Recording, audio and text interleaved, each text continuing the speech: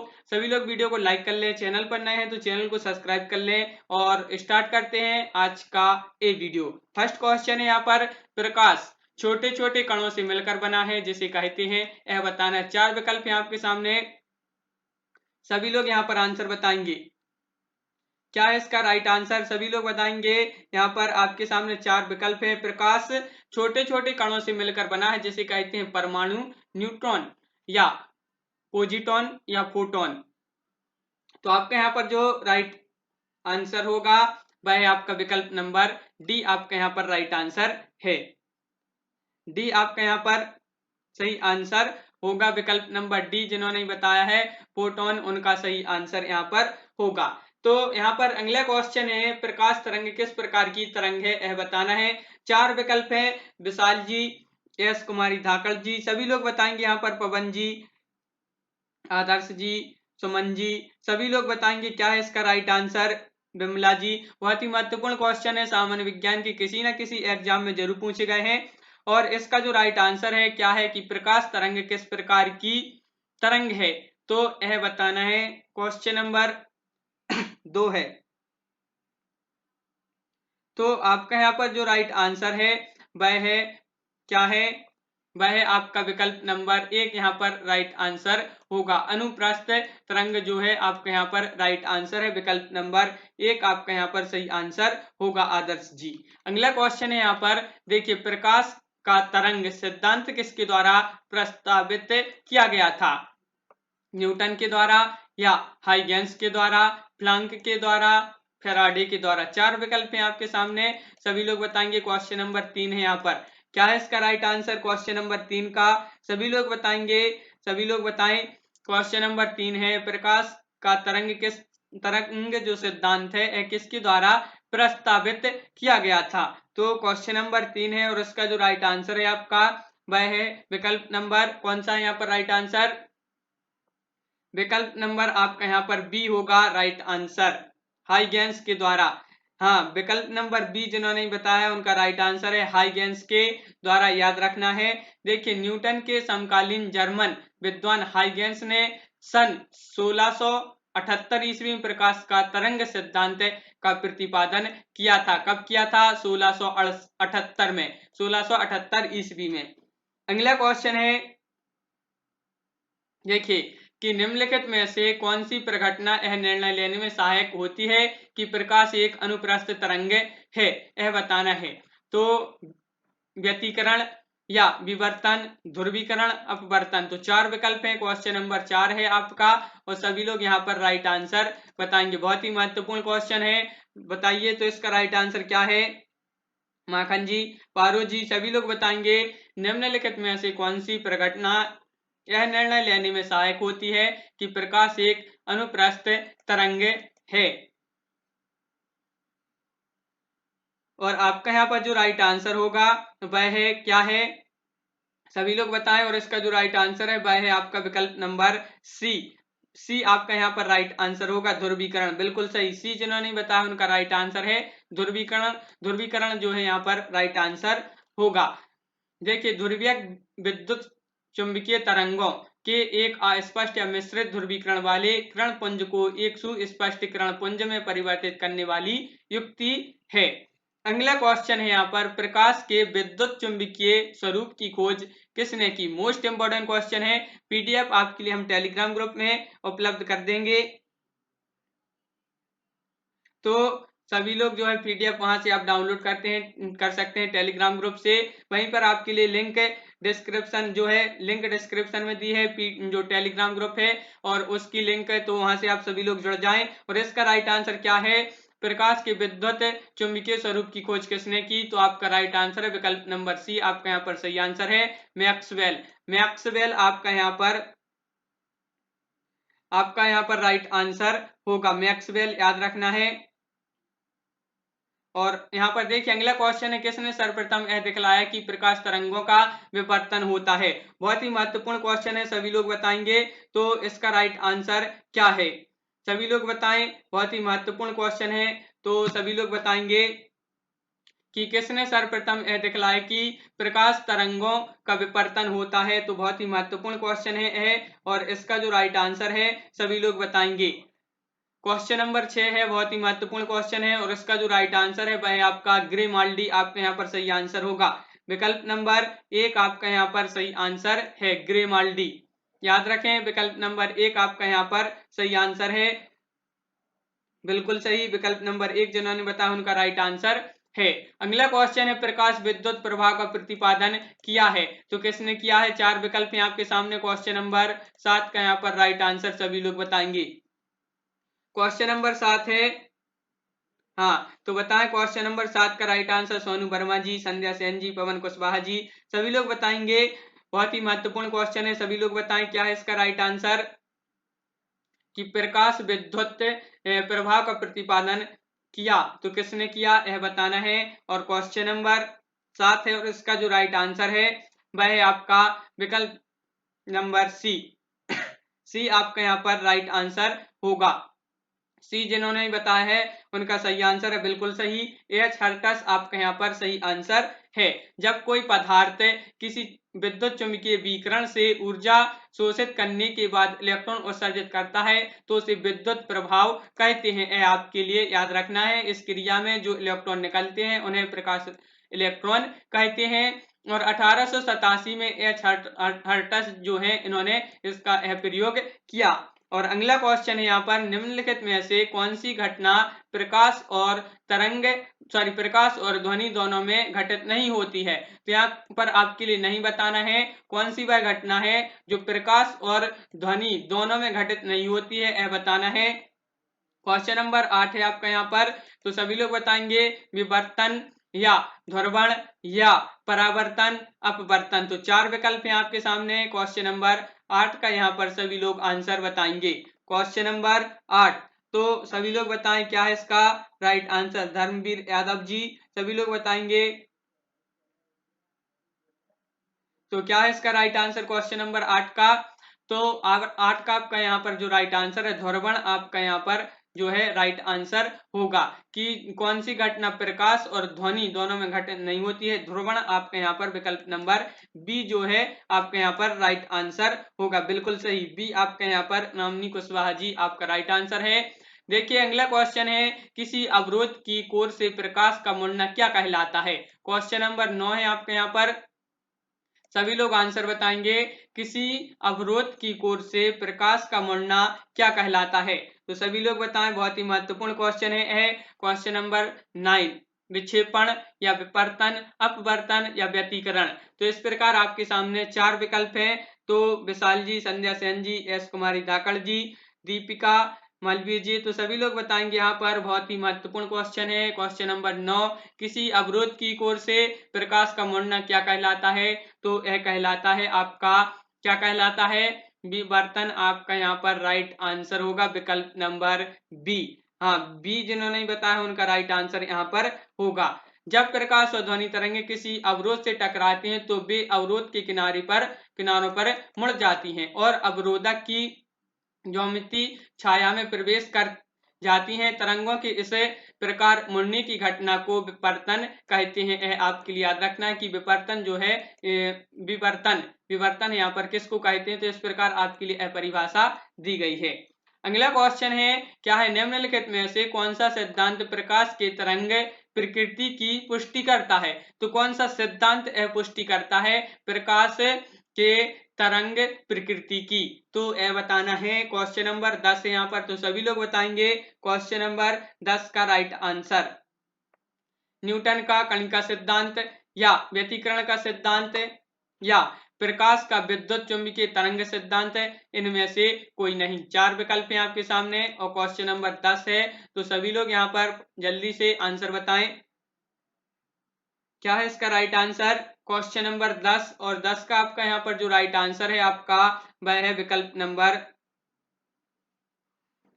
Number आपका यहाँ पर बी राइट आंसर होगा, व्यतिकरण का सिद्धांत। व्यतिकरण का सिद्धांत जो है आपका यहाँ पर सही आंसर है, व्यतिकरण का सिद्धांत। देखिए व्यतिकरण से किसी प्रकार की तरंगों की एक दूसरे पर पारस्परिक प्रक्रिया अभिव्यक्ति होती है जिसके परिणाम स्वरूप कुछ विशेष स्थितियों में पनों और उनके प्रभावों में वृद्धि, कमी या उदासीनता आ जाती है। व्यतिकरण का विस्तृत अध्ययन विशाल विभेदन शक्ति वाले सभी यंत्रों के मूल में काम करता है।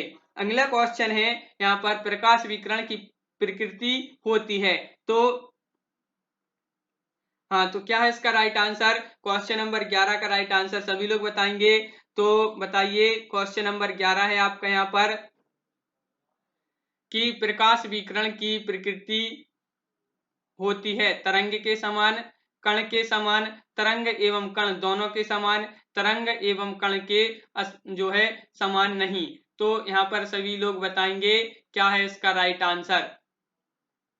क्वेश्चन नंबर 11 है आपका यहाँ पर, सभी लोग बताएंगे क्वेश्चन नंबर 11 का राइट आंसर। 4 विकल्प हैं आपके यहाँ पर और एक विकल्प का चयन करना है। आपका राइट आंसर है वह है आपका विकल्प नंबर सी, आपका यहाँ पर राइट आंसर होगा। तरंग एवं कण दोनों के समान, तरंग एवं कण दोनों के समान है आपका यहाँ पर बिल्कुल सही। हाँ, बहुत सारे लोग यहाँ पर सी बता रहे हैं, तो सी आपका यहाँ पर राइट आंसर होगा। अगला क्वेश्चन है प्रकाश के चिकने पृष्ठ से टकराकर वापस लौटने की घटना को कहते हैं। तो यह है, इसको क्या कहते हैं यह बताना है। प्रकाश का अपवर्तन, प्रकाश का परावर्तन या प्रकाश का विपर्तक या प्रकाश का प्रकीर्णन। 4 विकल्प हैं और क्वेश्चन नंबर 12 है आपका यहाँ पर, सभी लोग बताएंगे क्वेश्चन नंबर 12 का राइट आंसर। हाँ, तो क्या है इसका राइट आंसर? प्रकाश के चिकने पृष्ठ से टकराकर वापस लौटने की जो घटना है इसको क्या कहते हैं, इस घटना को? तो सभी लोग बताएंगे यहाँ पर। और आपका यहाँ पर जो राइट आंसर है भाई क्या है? क्वेश्चन नंबर 12 है आपका और इसका जो राइट आंसर है वह है आपका विकल्प नंबर बी। बी आपका, हाँ संध्या सेन जी, विकल्प नंबर बी आपका राइट आंसर है, प्रकाश का परावर्तन। प्रकाश का परावर्तन बी जिन्होंने नहीं बताया उनका राइट आंसर है। जब प्रकाश किरणें एक पॉलिश युक्त पृष्ठ माध्यम पर जो है आपतित होती हैं तो उसी माध्यम में पुनः लौट जाती हैं। समान माध्यम में प्रकाश की किरण के लौटने की परिघटना प्रकाश का परावर्तन कहलाता है।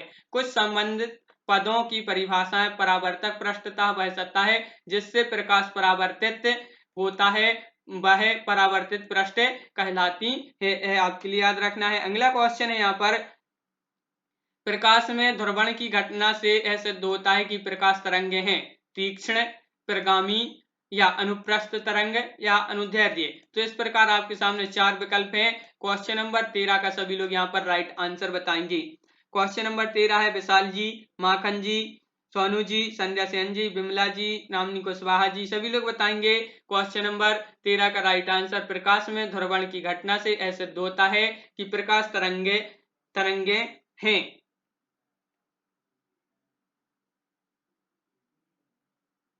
तो आपका यहाँ पर जो राइट आंसर है भाई क्या है? तो आपका राइट आंसर है विकल्प नंबर सी, अनुप्रस्थ तरंग आपका यहाँ पर सही आंसर होगा। अनुप्रस्थ तरंग विकल्प नंबर सी बिल्कुल सही, जिन्होंने बताया है क्या अनुप्रस्थ तरंग, उनका राइट आंसर है। अनुप्रस्थ तरंग उस तरंग को कहते हैं जिसके दोलन मध्यम के कण और तरंग संरचना की दिशा के लंबवत होते हैं। विद्युत चुंबकीय तरंगें अनुप्रस्थ तरंगें होती हैं। अगला क्वेश्चन है प्रकाश का वेग सर्वप्रथम किसने ज्ञात किया?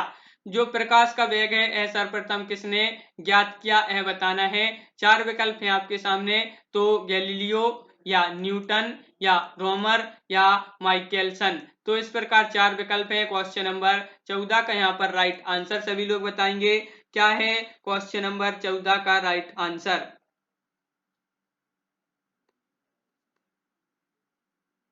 तो सभी लोग बताएंगे क्या है इसका राइट आंसर। क्वेश्चन नंबर 14 बहुत ही महत्वपूर्ण क्वेश्चन है।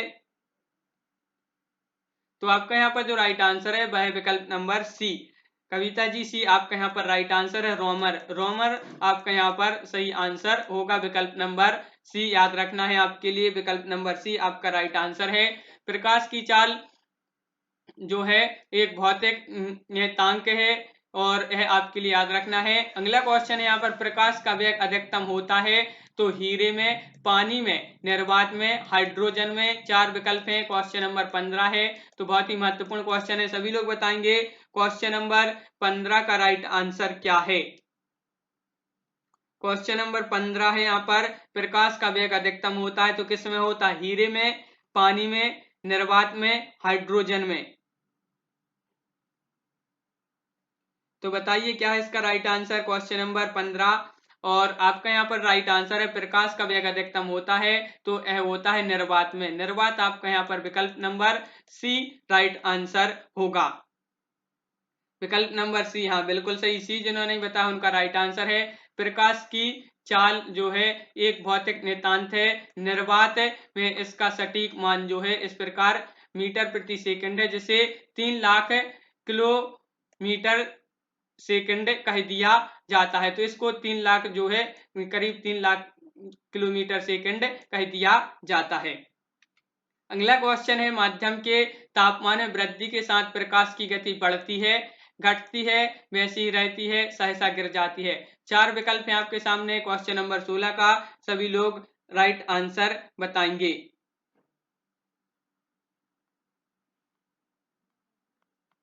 तो क्या है इसका राइट आंसर? क्वेश्चन नंबर 16 है यहाँ पर। तो इसका जो राइट आंसर है आपका वह है विकल्प नंबर सी, वैसी ही रहती है। कि माध्यम के तापमान में वृद्धि के साथ प्रकाश की गति वैसी ही रहती है, यह आपके लिए याद रखना है। विकल्प नंबर सी आपका यहाँ पर राइट आंसर होगा, वैसी ही रहती है। अगला क्वेश्चन है, चंद्रमा से पृथ्वी तक आने में प्रकाश को लगभग कितना समय लगता है? चंद्रमा से पृथ्वी तक आने में प्रकाश को लगभग कितना समय लगता है, यह बताना है आपके लिए। तो क्वेश्चन नंबर 17 है यहाँ पर। सभी लोग बताएंगे क्वेश्चन नंबर 17 का राइट आंसर।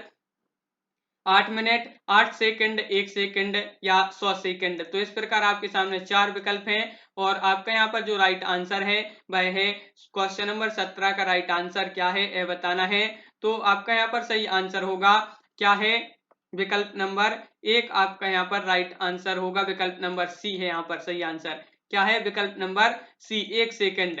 1 सेकंड आपका यहाँ पर सही आंसर है। चंद्रमा से पृथ्वी तक आने में प्रकाश को जो है लगभग समय लगता है 1 सेकंड, आपका यहाँ पर राइट आंसर होगा। अगला क्वेश्चन है, सूर्य की रोशनी को पृथ्वी तक पहुंचने में लगभग कितना समय लगता है? अब यहाँ पर सूर्य की रोशनी को बताना है। सूर्य की रोशनी को पृथ्वी तक पहुंचने में लगभग कितना समय लगता है? तो इसका राइट आंसर क्या होगा? 6 मिनट, 8 सेकंड, 8 मिनट, 4 मिनट। तो इस प्रकार 4 विकल्प हैं। क्वेश्चन नंबर 18 है और 18 का आपका यहाँ पर जो राइट आंसर होगा वह क्या है? तो क्वेश्चन नंबर 18 का आपका राइट आंसर है यहाँ पर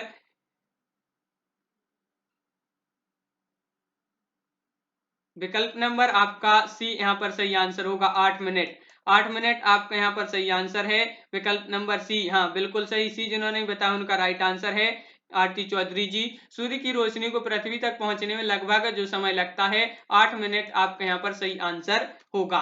अगला क्वेश्चन है, पूर्ण सूर्य ग्रहण का अधिकतम समय होता है। पूर्ण सूर्य ग्रहण का अधिकतम समय होता है, यह बताना है कितना होता है। क्वेश्चन नंबर 19 है। सभी लोग बताएंगे, पवन जी, रोहित जी, रविंद्र जी, नेहा जी, आरती जी, सोनू जी, दीपिका जी, शिवानी जी, सभी लोग बताएं क्वेश्चन नंबर 19 का राइट आंसर। पूर्ण सूर्य ग्रहण का अधिकतम समय होता है, कितना होता है? क्वेश्चन नंबर 19 है और 19 का आपका यहाँ पर जो राइट आंसर है वह है आपका विकल्प नंबर बी, 460 सेकंड, आपका यहाँ पर राइट आंसर होगा। 460 सेकंड याद रखना है आपके लिए। विकल्प नंबर बी बिल्कुल सही आपका राइट आंसर है, जिन्होंने बी बताया है। देखिए यहाँ पर पूर्ण सूर्य ग्रहण का अधिकतम समय 460 सेकंड होता है। पूर्ण सूर्य ग्रहण उस समय होता है जब चंद्रमा पृथ्वी के काफी पास रहते हुए पृथ्वी और सूर्य के बीच में आ जाता है और चंद्रमा पूरी तरह से पृथ्वी को अपनी छाया क्षेत्र में ले और फलस्वरूप सूर्य का प्रकाश पृथ्वी तक पहुंच नहीं पाता है। यह आपके लिए याद रखना है। और पृथ्वी का अंधकार जैसी स्थिति उत्पन्न हो जाती है तब पृथ्वी का पूरा सूर्य दिखाई नहीं देता। इस प्रकार बनने वाला ग्रहण पूर्ण सूर्य ग्रहण कहलाता है। अगला क्वेश्चन है यहाँ पर, सूर्य ग्रहण तब होता है जब, मोस्ट इंपोर्टेंट क्वेश्चन है, कब होता है सूर्य ग्रहण? चंद्रमा बीच में होता है, पृथ्वी बीच में हो या सूर्य बीच में हो या सूर्य, चंद्रमा तथा पृथ्वी एक रेखा में हो तथा बृहस्पति उस रेखा में ना हो। तो इस प्रकार आपके सामने 4 विकल्प हैं। क्वेश्चन नंबर 20 है आपका, और क्वेश्चन नंबर 20 का आपका यहाँ पर जो राइट आंसर है वह क्या है? सूर्य ग्रहण तब होता है जब आपका राइट आंसर है विकल्प नंबर 1, यानी कि चंद्रमा बीच में हो। चंद्रमा बीच में हो, विकल्प नंबर 1 आपका यहाँ पर राइट आंसर होगा। हाँ बिल्कुल सही, जिन्होंने भी रविंद्र जी विकल्प नंबर 1 आपका राइट आंसर, जिन्होंने भी ये बताया उनका सही आंसर होगा। चंद्र ग्रहण घटित होता है अमावस्या के दिन, पूर्णिमा के दिन, या अर्धचंद्र के दिन, या अमावस्या में पूर्णिमा के दिन। तो इस प्रकार 4 विकल्प है। बहुत ही महत्वपूर्ण क्वेश्चन है। क्वेश्चन नंबर 21, चंद्र ग्रहण घटित होता है तो कब घटित होता है यह बताना है। तो क्वेश्चन नंबर 21 का आपका जो राइट आंसर है वह है आपका चंद्र ग्रहण बताना है। चंद्र ग्रहण घटित होता है तो यह घटित होता है पूर्णिमा के दिन। पूर्णिमा आपका यहाँ पर राइट आंसर है। चंद्र ग्रहण घटित होता है पूर्णिमा के दिन, याद रखना है। चंद्र ग्रहण उस खगोलीय स्थिति को कहते हैं जब चंद्रमा पृथ्वी के ठीक पीछे उसकी प्रच्छ छाया में आ जाता है। ऐसा तभी हो सकता है जब सूर्य, पृथ्वी और चंद्रमा इस क्रम में लगभग एक सीधी रेखा में अवस्थित हों। इस ज्यामितीय प्रतिबंध के कारण चंद्र ग्रहण केवल पूर्णिमा को घटित हो सकता है, याद रखना है पूर्णिमा को। और अगला क्वेश्चन है यहाँ पर क्या है? सूर्य ग्रहण कब होता है। अब आपके लिए बताना है सूर्य ग्रहण, बताना है सूर्य ग्रहण कब होता है। बताइए, तो सभी लोग बताएंगे। जो चंद्र ग्रहण होता है यह पूर्णिमा के दिन होता है, और जो सूर्य ग्रहण है यह कब होता है यह बताना है।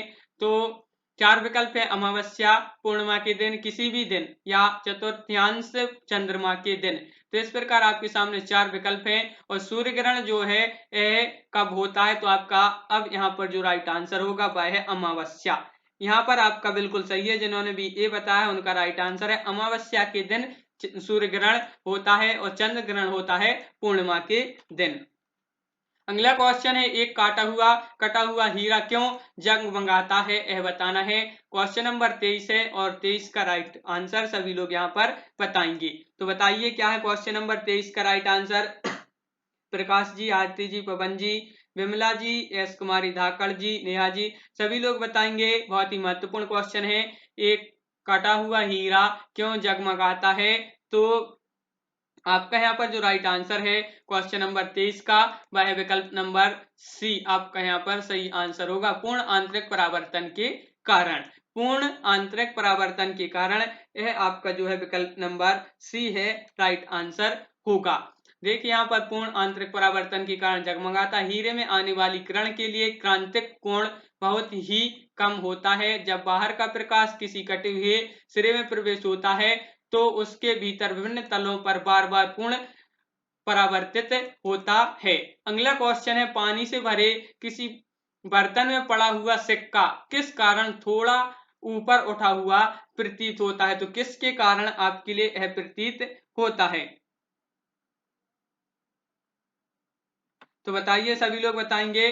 प्रकाश के परावर्तन के कारण, प्रकाश के अपवर्तन के कारण, प्रकाश के विवर्तन के कारण, प्रकाश के परिक्षेपण के कारण। तो इस प्रकार आपके सामने 4 विकल्प हैं कि पानी से भरे हुए किसी बर्तन में पड़ा हुआ सिक्का किसके कारण थोड़ा सा ऊपर उठा प्रतीत होता है। तो आपका इसका जो राइट आंसर होगा वह है क्वेश्चन नंबर 24 का राइट आंसर है विकल्प नंबर बी। बिल्कुल सही, बहुत सारे लोग बी बता रहे हैं। यहाँ पर बी आपके यहाँ पर राइट आंसर, प्रकाश के अपवर्तन के कारण, बी आपका यहाँ पर सही आंसर है। देखिए यहाँ पर अगला क्वेश्चन है, पानी से लटका कर बैठे हुए व्यक्ति को उसका पैर उठा हुआ और छोटा दिखाई पड़ता है, किसके कारण यह आपके लिए उठा हुआ आपका पैर और छोटा दिखाई पड़ता है। तो आपका यहाँ पर आंसर क्या होगा, अपवर्तन के कारण, परावर्तन के कारण, या विवर्तन के कारण, परिक्षेपण के कारण। तो पानी से लटका कर बैठे हुए व्यक्ति को उसका पैर उठा हुआ और छोटा दिखाई पड़ता है। तो आपका यहाँ पर जो राइट आंसर है क्वेश्चन नंबर 25 का वह है क्या है, विकल्प नंबर 1 आपका यहाँ पर राइट आंसर होगा, अपवर्तन के कारण। हाँ बिल्कुल सही, एक आपका यहाँ पर सही आंसर है क्वेश्चन नंबर 25 का विकल्प नंबर 1। अगला क्वेश्चन है, पानी में डूबी हुई एक छड़ी किस समृद्धि के कारण मुड़ी हुई प्रतीत होती है। तो किस संपत्ति के कारण वह छड़ी कैसी मुड़ी हुई प्रतीत होती है, यह आपके लिए बताना है। तो बताइए क्यों मुड़ी हुई प्रतीत होती है? प्रकाश का परावर्तन, प्रकाश का विवर्तन, या प्रकाश का अपवर्तन, या प्रकाश का प्रकीर्णन। 4 विकल्प है। क्वेश्चन नंबर 26 है और 26 का यहाँ पर जो राइट आंसर है वह है आपका विकल्प नंबर सी। विकल्प नंबर सी में क्या है? प्रकाश का अपवर्तन। हाँ, बिल्कुल सही। जिन्होंने भी सी बताया उनका राइट आंसर है। क्वेश्चन नंबर 26 है, इसका जो राइट आंसर है विकल्प नंबर सी याद रखना है।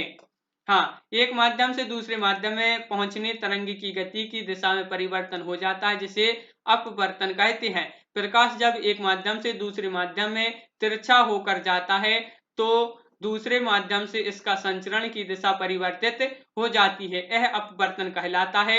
जब प्रकाश किरणें एक समांगी माध्यम से दूसरी समांगी माध्यम में प्रवेश करने पर अपने मार्ग से विचलित होकर मंघन करने लगती हैं तो प्रकाश का अपवर्तन कहलाती हैं।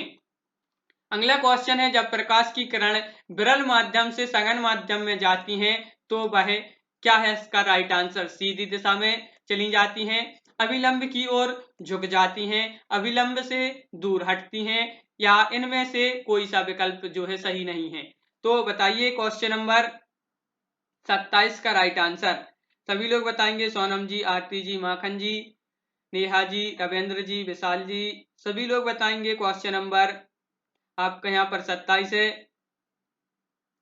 अनूप कुशवाहा जी, हाँ बिल्कुल सही। सभी लोग वीडियो को एक बार लाइक अवश्य कर लें। बहुत ही कम लोग यहाँ पर वीडियो को लाइक करते हैं, तो सभी लोग यहाँ पर दीपिका जी, रोहित जी, सभी लोग वीडियो को एक बार लाइक कर लें। और इसका जो राइट आंसर है, जब प्रकाश की किरण विरल माध्यम से सघन माध्यम में जाती हैं तो वह अभिलंब की ओर झुक जाती हैं। विकल्प नंबर बी आपका यहाँ पर राइट आंसर होगा।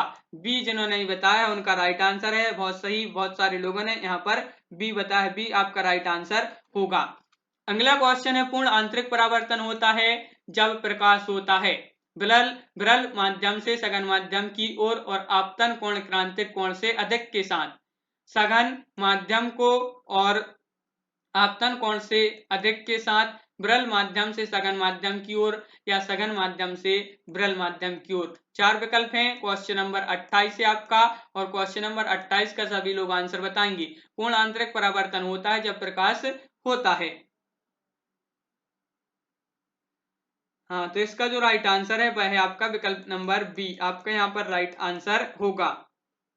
हाँ बिल्कुल सही रोहित जी, विकल्प नंबर बी आपका राइट आंसर है। सघन माध्यम को और सघन माध्यम को और आपतन कोण से अधिक के साथ, यह जो है आपका राइट आंसर होगा। अगला क्वेश्चन है, इंद्रधनुष किस कारण से बनता है? तो यह बताना है। क्वेश्चन नंबर 29 है और बहुत ही महत्वपूर्ण यह क्वेश्चन है आपका, क्योंकि यहाँ पर सभी लोग बताएंगे कि इंद्रधनुष किस कारण से बनता है। बहुत ही मोस्ट इंपोर्टेंट क्वेश्चन है। अपवर्तन और परिक्षेपण या प्रकीर्णन लिखा है यहाँ पर, प्रकीर्णन और अपवर्तन, या विवर्तन और अपवर्तन, अपवर्तन और परावर्तन। तो इस प्रकार 4 विकल्प हैं और क्वेश्चन नंबर आपके यहाँ पर 29 है, और 29 का जो राइट आंसर है वह क्या है? और आपका राइट आंसर है विकल्प नंबर डी। डी बिल्कुल सही। डी जिन्होंने नहीं बताया उनका राइट आंसर है अपवर्तन और परावर्तन। इंद्रधनुष किस कारण से बनता है? अपवर्तन और परावर्तन याद रखना है। विकल्प नंबर डी आपका यहाँ पर राइट आंसर है। और देखिए यहाँ पर इंद्रधनुष पानी की बूंदों में प्रकाश के परावर्तन और अपवर्तन, हाँ अपवर्तन और परावर्तन जो है और फैलाव के कारण बनने वाला एक संयोजक है, जिसके परिणाम स्वरूप यहाँ पर आकाश में प्रकाश का एक स्पेक्ट्रम यानी रंगावली दिखाई पड़ता है। अगला क्वेश्चन है यहाँ पर, मृग मरीचिका बनने वाली प्रघटना को क्या कहते हैं? क्वेश्चन नंबर 30 है, आज का आखिरी प्रश्न है। सभी लोग आंसर बताएंगे। मृग मरीचिका बनने वाली प्रघटना को क्या कहते हैं? तो इस घटना को कहते हैं पूर्ण आंतरिक परावर्तन। क्या कहते हैं? पूर्ण आंतरिक परावर्तन इस घटना को कहते हैं। याद रखना है विकल्प नंबर डी आपका यहाँ पर राइट आंसर है। वीडियो को सभी लोग लाइक कर लें। अगर आप चैनल पर नए हैं तो चैनल को सब्सक्राइब कर लें, बेल आइकन दबाएं और ऑल पर क्लिक करें ताकि ऑल वीडियो की जानकारी आपके यहाँ तक पहुंचे।